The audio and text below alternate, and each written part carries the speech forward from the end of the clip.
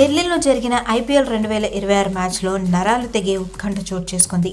ఢిల్లీ, గుజరాత్ మధ్య జరిగిన మ్యాచ్లో చివరి బంతి వరకు ఎవరు విజయం సాధిస్తారో తెలియని పరిస్థితి.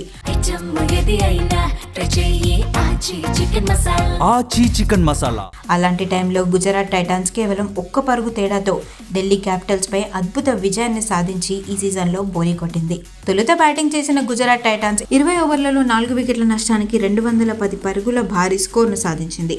గుజరాత్ బ్యాట్స్మెన్లందరూ అద్భుతంగా ప్రదర్శించారు.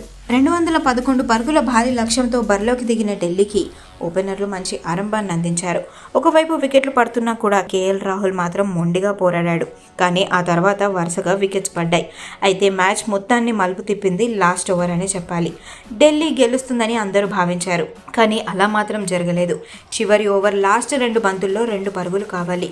ఒక్క పరుగు కూడా రాలేదు. అంతే, గుజరాత్ టైటాన్స్ 1 పరుగు తేడాతో అద్భుత విజయాన్ని అందుకుంది.